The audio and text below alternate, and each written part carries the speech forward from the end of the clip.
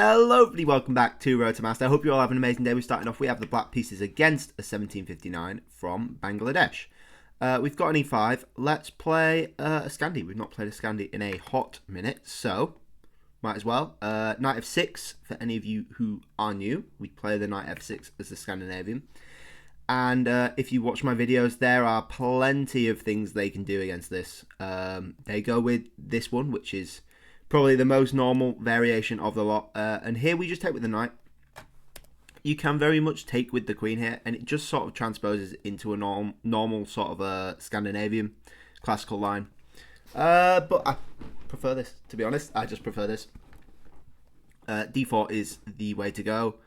And here, I think we just play knight c6. I think we just play knight c6. I don't see what's wrong with knight c6. Bishop b4. We can just do like a bishop f5. We could double the pawn, but they would be getting rid of their bishop, so it's probably not that bad. Bishop to e2, standard, nothing move. You know, we're just going to play here, probably bishop f5, followed by a swift e6.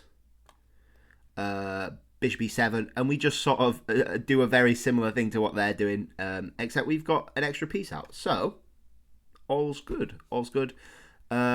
Usually the plan is to get the bishop onto f6. This knight can come back to b6, or it can come to e7. Lots of things they can do, but this is very standard stuff. It's almost boring. It's almost boring. There's not much to it. c5 is always a move in the in this line of the Scandi. There is an option to go knight to b4, and that is probably the computer move. And we just live with this up here. There's nothing they can do to kick it at the minute, and there's nothing we can do to attack at the minute. So it's probably just all good. And that's the point of bishop to f5, is to just assist on this square as well. So knight to a3, and we're just happy here. They're not able to play a3 to kick our knight out, so this is a constant threat, really. And if some like bishop trades, we just fill it in with the other knight, so we're pretty happy. Bishop to e7, we just castle. We probably want to leave this bishop up here while this knight's up here, just in case any sort of queen comes. We've got the extra defender on it, so we don't need to move that just yet. I might also want to play an a6, just so we have the option of keeping this bishop alive as well, which I like doing. You know, you've got these two amazing bishops on these squares. You sort of want to do whatever you can to keep them alive. So I think a6 is generally an okay move. It's probably not the best idea. You probably want to be making more use of your pieces, but for me, perfectly happy with it. So bishop to d2, like we said, we're happy them trading off. d5 is not really a threat. Knight b5 is not really a threat. Knight e5 is interesting, but that's why we have the bishop there to defend, because takes, the bishop's still there. So here, I think we're probably just going to castle. Just castle and play it okay, play it safe. And basically, this is what happens when they play the Scandinavian right against you. You know, you just get a nice middle game. Bishop to c4 is interesting. I'm a bit confused at what that's doing. Maybe you're just trying to trade queens after knight to e5, but then that just seems okay. We just put the knight back onto c6, which again is another reason why this knight on b4 is so strong, because you can fill in and hit this pawn again, which is quite cool. So yeah, we need to sort of decide what we're doing here. What are we doing with our rooks and our queen? Because everything else is in a pretty decent spot right now. Everything else is in a pretty decent spot. So we've got three pieces that aren't, really. The rooks and the queen. Do I want to be doing like a queen to d7, getting a rook behind? Firstly, I think it would probably be the F rook that comes in, just so we have queenside play if we have to. Secondly, is there then any threat of the knight coming in. And then we're forcing a trade, but we sort of were going to trade anyway. But then also the F rook comes in. It's probably the right idea. It's probably the right idea. We don't want to go bishop to f6. Because then knight comes, bishop comes, we're getting kicked out straight away after pawn takes. So it's probably queen to d7. Probably queen to d7. We're happy to trade off. They still can't get their knight in because the bishop's there. So there's no need to play a6 just yet. This knight's not a threat still coming in because we just play like an a6. And there's no thing for them to do. I said that really weird, no thing for them to do. I guess it's not particularly the wrong way of saying it. It's no thing, but whatever. I'm waffling again. 13 minutes, so we're doing well on the clock. We do know this opening, so I would hope we won't be taking too long. But we are well and truly in the middle game at this point. So we do need to start thinking of our long-term plans. What those long-term plans are, I don't know. Queen d2 is a pretty cool move. I like it. So you're adding another attacker onto this knight. And now I'm thinking of a5 at the minute. a5 stops any a6 ideas, so this knight might be a pain. Which is a bit annoying. Also, though, I still don't have to move the knight. I still don't have to move the knight at all. Which is interesting, at least. We could do rook d8. It's not really doing out for us right now. We could do an a6 and stop any knight infiltration this way. Because knight takes, they could potentially do that because they get the piece here. So let's play a6 and then it gives us a square. It stops any knight h4 ideas. They're going to double up, which is fine. Actually, we have to be worried about d5. We have to be worried about d5.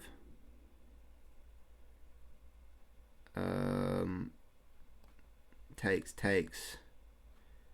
d5 is... No, because we can take with this knight. We can take with this knight. Whoa! Oh, I almost messed that up there. Yeah, it's important that... oh, gosh. It's important that after d5 we take with this knight. The problem is now they have an extra attacker on this square, so they would win a piece here. So now we have to be proactive and we have to fix this problem. We can do that by adding another defender, which doesn't really solve our problem. It just delays the inevitable. Takes.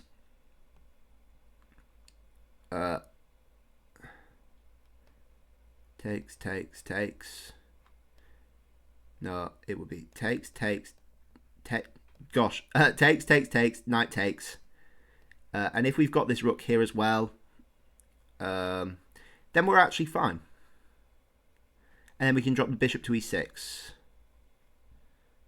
Yeah, so we can actually do rook d8 here. And again, we're using the f rook just because I think there could potentially be some queenside play. Queen e3 is interesting. So now we do have the option to go c2, knight c2. They're also potentially still looking for this. And now this tactic still is on the table for them because it would be rook takes rather than queen takes, which I wouldn't want to trade the queen for. So if we look, if we do something silly, takes, knight takes. Wait, what? Push, takes, knight takes. That's fine. But they could do something like that potentially. But then they're... Oh no, so we are still good. Okay, we got a move then. We've got a free move. We need to decide what we're doing with the free move, but we've got a free move. Do we want to trade off? If we trade off, we get rid of the pressure. We get rid of the pressure on this knight. if we go c2. Knight takes, bishop takes. I don't think there's any danger with that. We just drop back if they hit us, or we take the bishop. Problem is our queen side is looking a bit weak after that. Kind of want to do a queen to e8.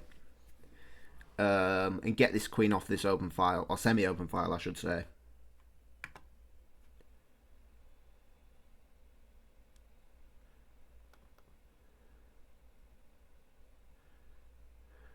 We could also be a bit cheeky and do a bishop to c2. That's an idea, but then rook e2, and we're just sort of giving them a tempo, really.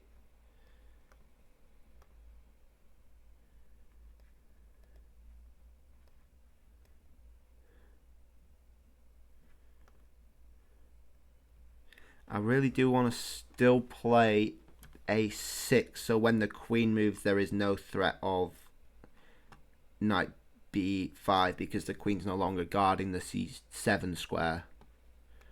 But maybe it's just a... Maybe it's just a knight a6.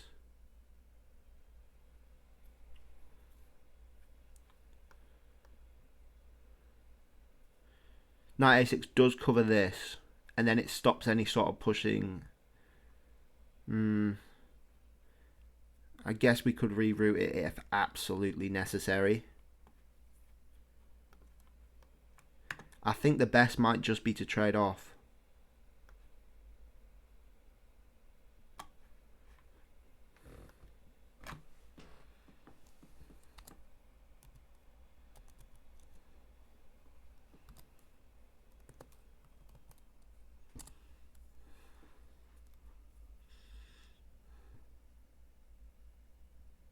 Yeah, I think the best might just be to trade off. I don't want this knight on a6. There are some lines where it does go to a6. But it's not too big of a deal. But because they have so much play on the queen side, I'm a bit worried about that. I'm now going to drop my bishop back to g6. And I didn't really like it on f5.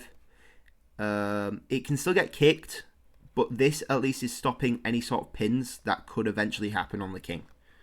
We need to now move the queen to e8, so we connect the rooks.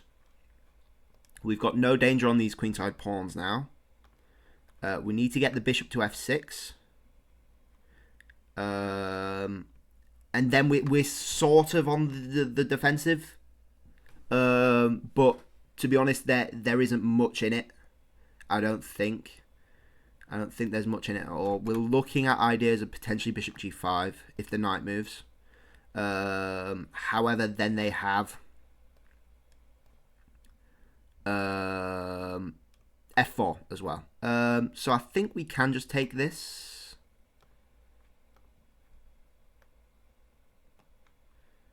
We could also leave it. No, leaving it would lose a pawn. No, it wouldn't. If we leave it, takes. No, we would lose a pawn after queen takes. So I think we take. Rook takes, we drop back. Then trade off. They would double their rooks, but it would give us a chance to trade off with queen takes at the end. The knight's covering this. And yeah, I'm not upset about this. Not upset about this. We'll just take. I think we're all good here. I'm not worried about any knight infiltration. I still want my bishop to f6, although their bishop is open now, so that might be a bit harder than it looks. Yeah, so they take with the rook, and we just drop back to e7. Trade off the rooks. Try get them to isolate their pawn. That would be amazing. And we both got bishop pairs, so we're both doing pretty okay. Their knight's sort of cut off, which is good for us. They might want to trade bishops. I would be open to trading bishops. If we can get a pawn weakness first, that would be even better.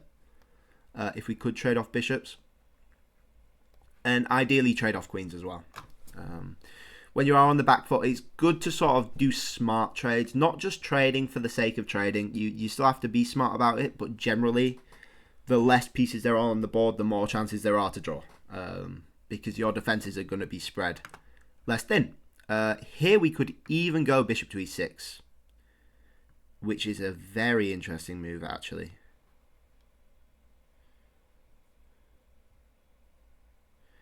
The problem with bishop to e6 is queen takes, rook takes, c5 is a bit annoying. Because the rooks get in on this 7th rank.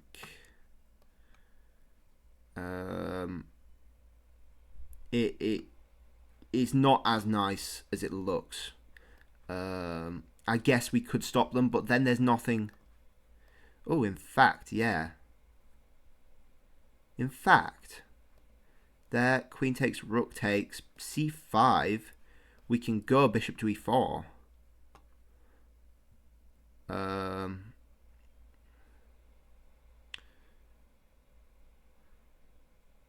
We can go bishop to e4.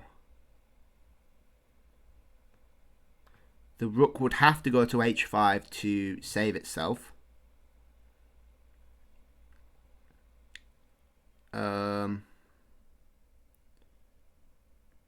At which point maybe like a...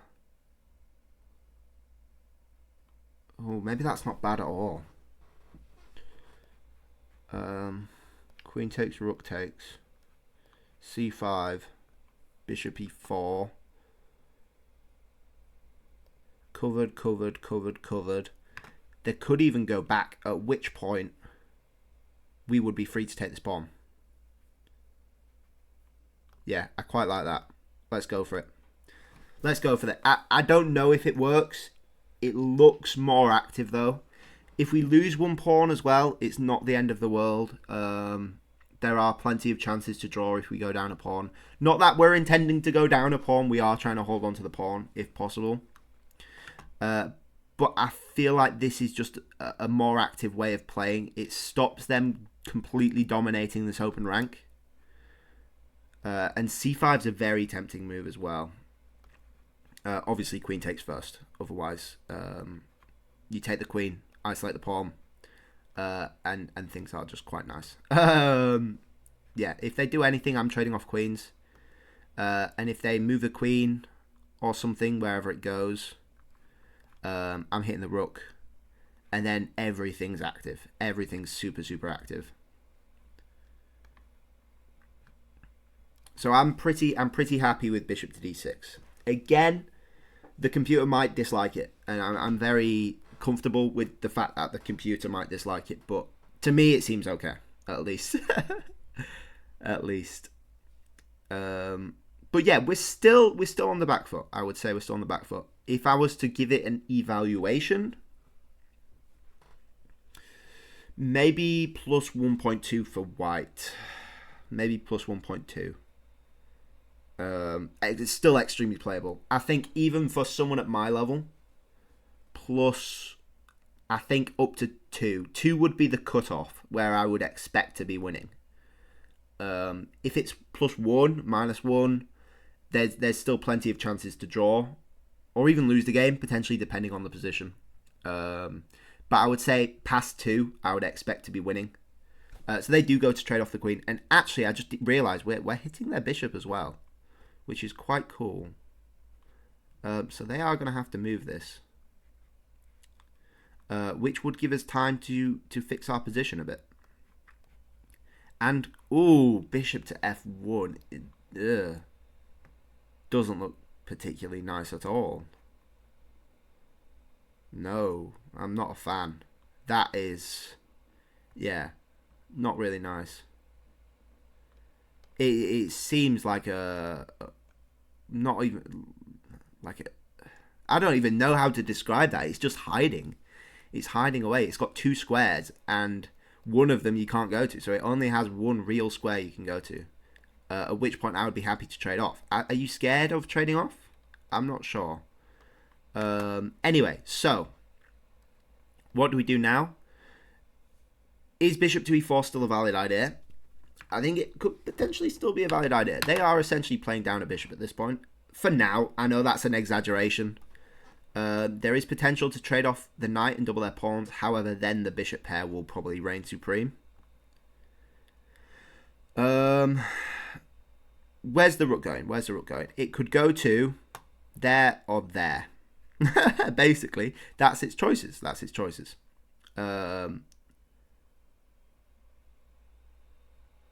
It could go, yeah, it could go to one of those two. At which point we could potentially just double up and trade off. So I think, am I worried about rook to e1? Not really, because I would get a tempo. Oh, in fact,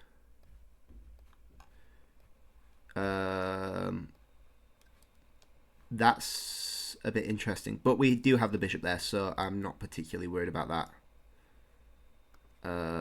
So let's go for it. It's active, and we're playing active. You know, we decided to play active with bishop to d6, and the important thing I think I've learned is that you need to keep playing active. You can't play active once and expect to win. In fact, the key difference is that I didn't realize was that the rook has this square as well. Is that much of a problem? I would say no. I would say no. These two are still blocked off as well. So it does have b5 as an option. It does. I'll give them that. Am I particularly worried about it? I don't think so. It gives an opportunity to play b6, and b6 would definitely stop this pawn push. And it could even lock the rook in with a bishop to c5, whatever the number is, c5. We have 5 minutes left on the clock, so we need to speed up a bit, not too much. We are getting well into the end of the middle game. We just need a few more pieces to trade off. But to be honest, most of the tension is gone. And things are starting to potentially brighten up. They've played a few moves that I wouldn't have, basically. And if it's something you haven't thought of, it's probably not particularly good, to say the least. So we have a bit of a decision to make here. Do we double up these rooks? Do we double up these rooks? Do we trade off? Do we keep targeting the rooks? Because we can potentially keep targeting these rooks and keep messing them about a bit. I don't think doing that does anything for us. Our knight's a bit dead. But it's doing some important jobs, controlling the center. I think here it would be best to double up. Stop the knight, stop the rook coming into d7. I think that would be best. And we have both the bishop and knight covering this rook as well. If we need to move our bishop for whatever reason. Not that I think we would at any point soon. But if we need to, we can. c5 still not on. We would just win a pawn. There's no back rank. And even anyway, we've got our knight defending the d8 square as well. So we would just be happy taking that. We wouldn't let anything in there on d7. Because our rook's there and our knight's covering the rook. So we could just double up. And if they take, we take. Check, we move up. And then we're all happy. They very well could push some pawns here. I have to be a bit wary of that. That wouldn't work. Because we would just take. So it might start with an a3, then b4. Wondering if an a5 ourselves could... Whoa. What? Wow. Exchange sack for the bishop pair. I didn't see that coming. I mean, we have to take it. We can't not take it. That's wild, though. That's very wild. Okay, change of plans.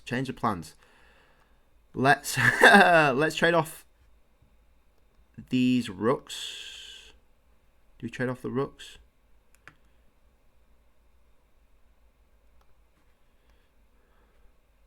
Oh, how do we do this?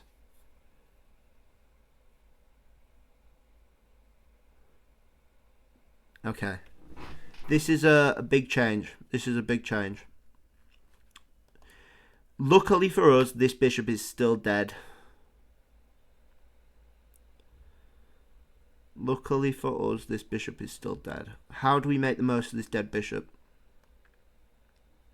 I'm not quite sure.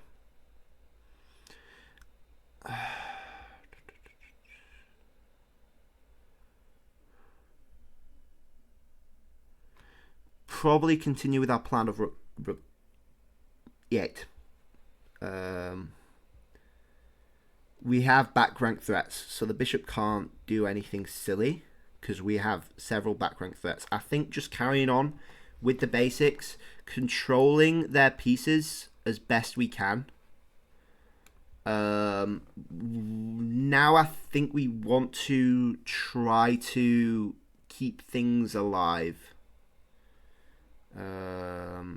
That's a very interesting move, actually. I like that. So you're freeing up some squares for your bishop. Not really, though.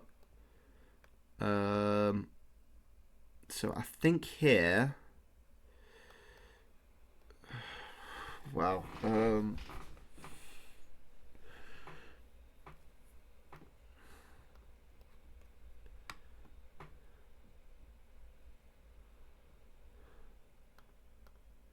I really want to keep control of this d5 square, but I'm struggling to find a way to do it.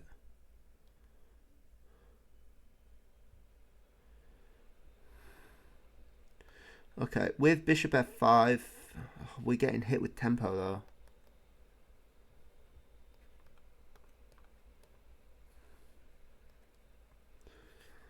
Oh, wow.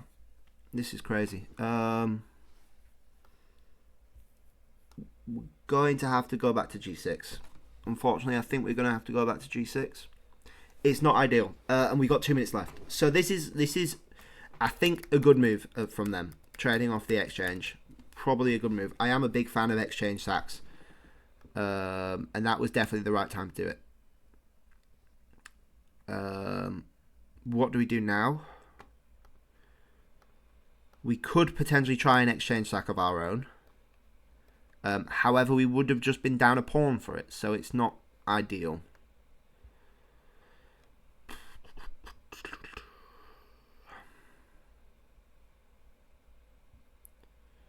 I really want to trade off a knight for a bishop, but I'm struggling to find a way to do it. Other than like a5, but then you're getting hit by that. And then there's always an a3 as well.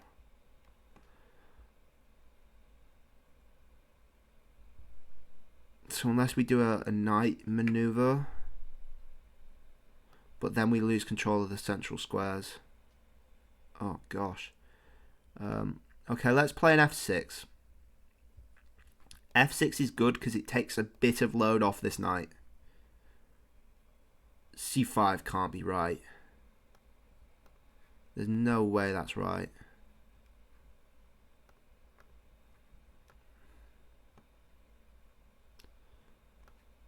Now we're going to d8, and we're rerouting to hit this pawn. We're looking to go up, and oh, I can't draw arrows. Up and hit this e2 square. That's the larger plan. It can be stopped, but then you are making weaknesses. They would be crazy to do another exchange sack here. So yeah, I think this could be okay for us. Our rooks are doing a mighty fine job of controlling things, so I'm not particularly worried. It would be a good opportunity for them to get their bishop out. Yep.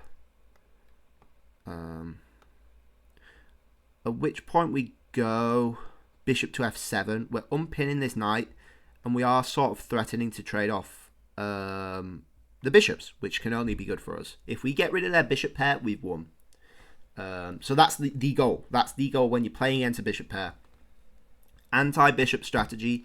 trade off one of the bishops. You either want to make one of them out of the game with whatever pawn maneuvers, trapping stuff. You want to make it out of the game, or you want to trade it off. Those are your options. And you've got to do that actively. You've got to make that a part of your plan, and you've got to stick with it as well. I think is the main thing. They would probably be wise to go bishop b4 here, I think. Bishop b4, knight there. They could even go back that way. We have potentially the opportunity to play a5. Oh no, that's just not good for them. Here we get knight f4. And we are forcing off a trade here because we get the fork and the bishop would have to take. Which is just fine for us. So we trade off their bishop pair. Our anti-bishop strategy has done something. It's something or nothing, but it's something. So I'm very happy about that. I'm very happy about that.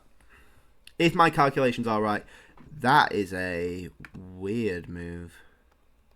Surely we just fork, get the free bishop. They take, we take.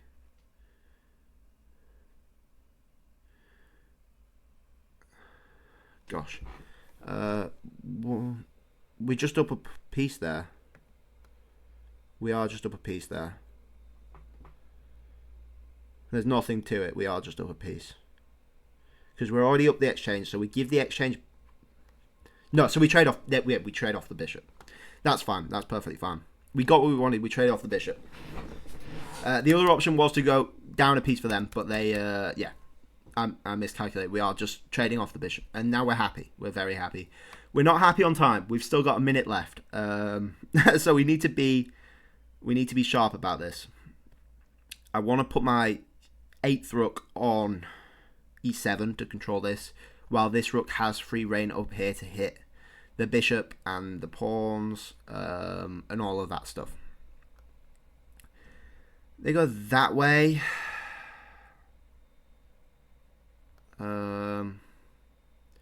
We need to decide what we're doing. We want to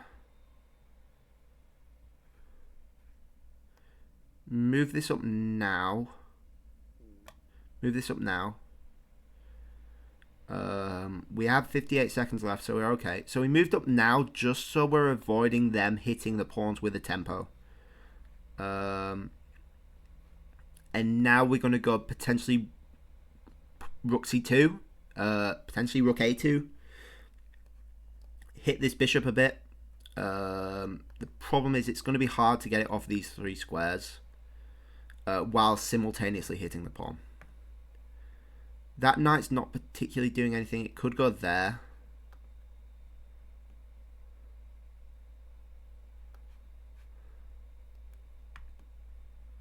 At which point we can just move it.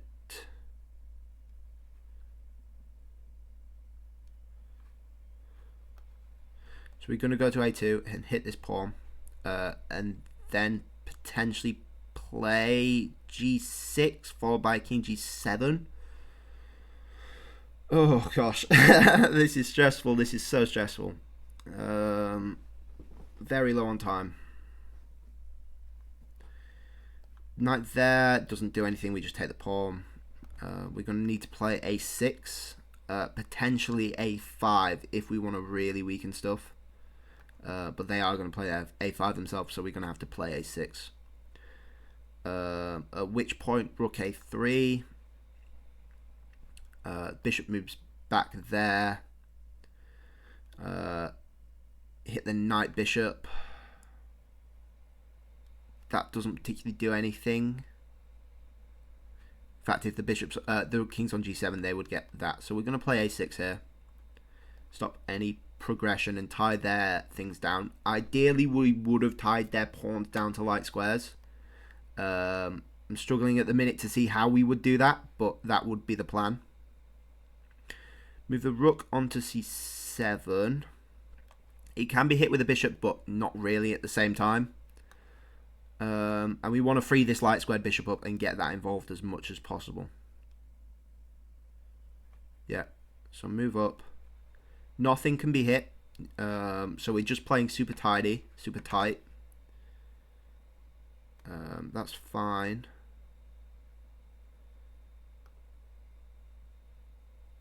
Still can't hit anything.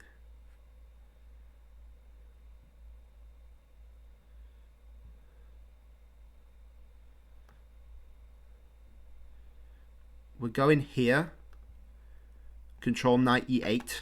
And when the rook comes back, potentially we might have to counterattack a bit. This is tough. This is real tough. This is real tough.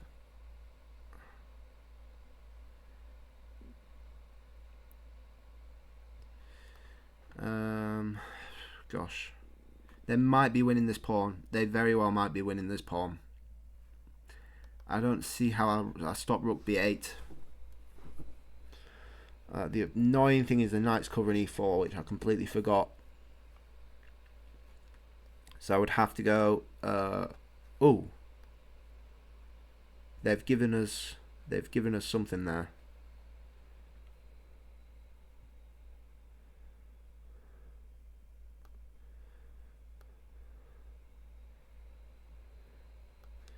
I'm going to hit the bishop. Hit the bishop. I'm fine with that. We could even just take there and take the bishop. And then we would be up a pawn. Or even on pawns at least. But we would have a much easier game. We could just clean this up. And then clean the rest of them up. Would be the plan. I don't see how he's actually...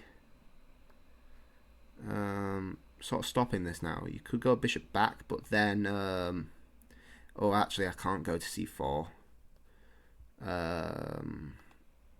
There, hit that maybe.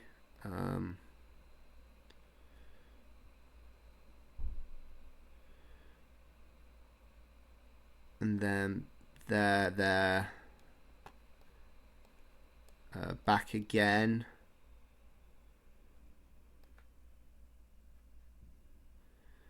There, bishop there, rook back, king over, rook there, win the bishop. Maybe. It could actually go down like that as well. There. So we're hitting the bishop here. The knight could move, but there's nowhere for it to move. Bishop moves back, we go to d3. Bishop has to go back to f2. At which point we go to b2. The only way they can cover this pawn is to go to e1. We pin the bishop to the king. They have to go king f1 if they want to cover the bishop. At which point, rook to e7. Oh, they go that way. Same thing, right? Yeah, same thing. They can't go back because we fork them that way. So they go there, we go there, king up. Rook over, bosh. And I think we win in that bishop. I'm struggling to see how they don't. If they go there, they lose the pawn. And I'm still hitting the bishop, so they don't have time to do anything along the lines of f5. Not that I think f5 is actually losing our bishop. If anything, it's super weakening their king. We have potential mating threats. Yeah, so they decide to do that.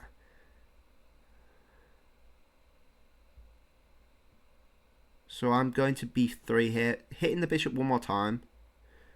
Bishop could go back, but then we take that and we're still actually hitting the bishop, so I think we are just good there. And yeah, I think we've done quite well here. I think we've done quite well considering the surprise exchange sack. Yeah, I think we're good. Not to talk too soon though. You know, you can't count your eggs before the chickens hatch into chickens. I don't know how the saying goes. You know what I mean. So we just take the pawn. hit the bishop again, and we keep doing similar things to win these, I think.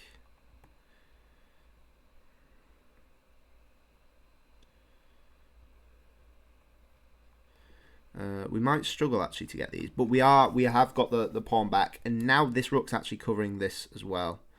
Go here, hit this pawn,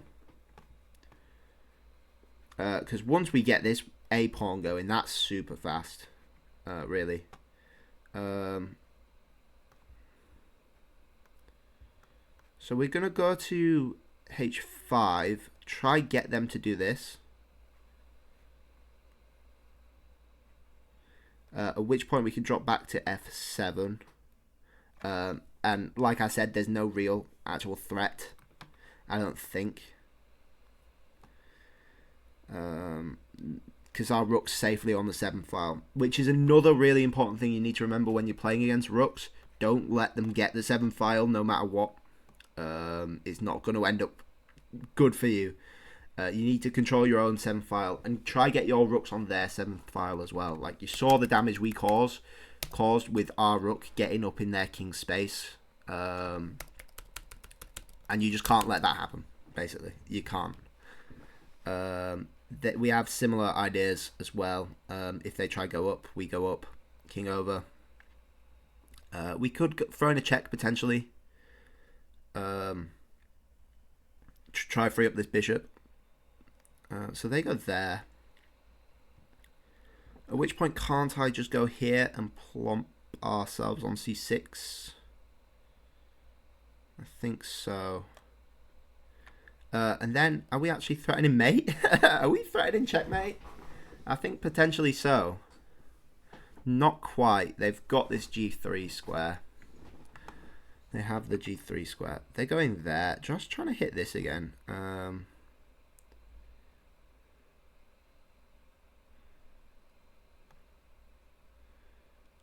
Go to e7. E7's quite a nice square because then we get more active as well.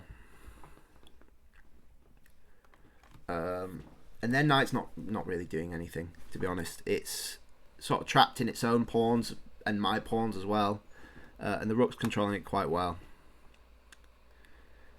King up. I wonder if we have any sort of mate here. I don't think so. We're going to have to push the pawn. Not what we wanted, but nevertheless, I think it's going to win. I think it's going to win for us. And we've been controlling this time quite well. We got low a bit when we were in a critical position, which wasn't nice. But we used our time wise enough that we had a plan. We had a plan the entire time. They just lose a knight here, don't they? We just take that. They resign. I think that's it. Yeah, they're just down a knight. Yeah, that was a good game. I really enjoyed that. Really enjoyed that game. Let's have a look at the review. Why not? Scandinavian. I forgot what the opening was. It was Scandinavian. We got an 81.0%. Not crazy good. We were struggling a bit in the middle game. They got a 75.8, 2000 estimated rating versus 1650, and we got a 96.3% accuracy in the end game, which was quite nice to see, really. So we knew this. D4 apparently he wants e6. I'm not a fan of e6. I like my bishop coming out. I've never been a fan of locking my pieces in the game. It just doesn't seem right. So I'm happy to ignore that. Then we played e6, so this is just nice. And it's 0.8 here, so it's slightly better for white. But you know going into the Scandinavian that that's okay sometimes. So knight b4 here isn't actually a very good move. It's 1.3 for white here. And apparently you just let me in. You move the rook over, and I guess if I want the rook, I'm trading off 2 of my active pieces for it, which isn't an ideal trade. So you actually just ignore that and go to knight c3. And then just play on from there. Castles. Queen d7 was the right idea. I know I was a bit confused about that. h6 isn't ideal, but like I said, it's not going to be a bad move, really. It's fine. It wanted rook a to d8, which is weird that it chose the a rook rather than the f rook. The queen moves, and it was a huge mistake, actually, to let the knight in here and trade off. It's gone from dead even, 0.2, minus 0.2, I should say, to 2.2 for white, which is crazy. And I guess the problem was we gave their rooks tempos. So the right thing to do was actually to create the isolated pawn with the pawn takes, and I guess it's a bit fast hitting a lot of things with tempos, which is crazy. Taking with the rooks drawn, apparently bishop to d6 here straight away was the right thing to do. Absolutely wild, absolutely wild. Sorry, best move. It's not showing me the move. What happens after that? Bishop takes h2 and you win the free rook. Fair enough, fair enough. So what if they actually double up first then? If they double up first, rook e8, and then that rook takes e3. Oh yeah, duh. Knight to e5 apparently is the way to go. Knight takes. Rook takes. Oh, and then the bishop's pinned to the queen. So what about here? Rook takes. Bishop takes. Oh yeah, bishop's covering that as well. Duh, it's been a long day. What have we got here? Bishop blocks, which is perfectly good here. I thought c5 straight away wasn't very good, but that's what the computer wants. Queen takes, and then yeah, this bishop move is just not good at all. It's gone from 0 to minus 0.4, which is not particularly bad, to be honest. But bishop to d3 is much better. I guess it's more about how easy it is to play rather than the definition of it, because the computer's still going to find a way to play it. But bishop to d3 is way easier to play, in my opinion. We did exactly the right thing with bishop to e4, and apparently we just give them the bishop pair here. And the exchange sack was actually a blunder. Exchange sacks are usually not a good idea. There are cases where they're brilliancies and decide the game. Most of the time, they're not going to be a great idea. And it did give them plenty of counterplay. And personally, I thought it was good. I think it gave them way more activity than they had. Yes, it's probably losing for them, but it's, in my opinion, either that or a very slow, unpleasant game. So it's the sort of thing I would do, basically. It's the sort of blunder I would do. We should have taken their knight first to deny a bit of counterplay, but then the bishop pair gets extremely strong, I think. Rook takes. We again take the knight. It's one in this knight trade. Knight goes to d4. And the good thing about knight to d4 is that I don't want to ever give up my knight for your knight. I need this knight on the board to try trade off one of your bishops to stop you having the bishop pair. So it means if I want to play against this properly, I'm going to have to move this knight and not trade off. So that's actually a really cool idea. In fact, let's see what the computer says about that. Knight d4. And it's one in knight takes d4 apparently. And I just have to play against a bishop pair, and it's even-ish. It's minus 1-ish, so it's even-ish. But yeah, this exchange sack was minus 2.1, and then we take the knight, and I guess the weakened pawns make it easier for me. I'm not quite sure though, because then you're freeing up the light squared bishop as well. I'm not sure, to be honest. Bishop to c2 was the idea, which I think I mentioned, but to be honest, I just wanted to drop back. Be safe. F6. This rook idea, apparently it wants rook d8, which is the simpler idea, but I felt like my knight was a bit stuck there. We had to do this and luckily trade off one of the bishops. It's pretty much forced, which is good for us. At which point, this is all about rook activity and making sure your rooks are doing the most work. It wanted rook to e2 here and absolutely just destroy the 7th rank, which makes a lot more sense. rather than their attack, which isn't particularly doing anything. We played a bit passive with this rook, and it caused a bit more work for us. I don't quite get bishop to b4. I guess again it's about activity, and you can hook it round here, and that you get on c6 that way. Here we play a weirdish sequence of moves to try get this bishop away from the pawns. Computer wasn't a fan. It just wanted bishop to e7 and get this other rook in the game. We keep attacking, win the pawn. Apparently it wanted us to take f4, which I see now is something I probably should have done, rather than messing around with these bishop moves. And then they just hang the knight in Razan. That was a really cool game. I really, really enjoyed that. And I think we've won a fair few in a row now. Our rating's gone back up a bit to where it was before I started making a ton of mistakes and losing a ton of games. But yeah, I'm super happy with that. I think I played that quite well. And I've got a game later on tonight, so hopefully I carry that into tonight's match. I'll keep you guys updated on that tomorrow. And yeah, thank you all for watching. I hope you all enjoyed. Please like if you liked. Please subscribe if you really liked. And I'll catch you guys all tomorrow. Bye-bye.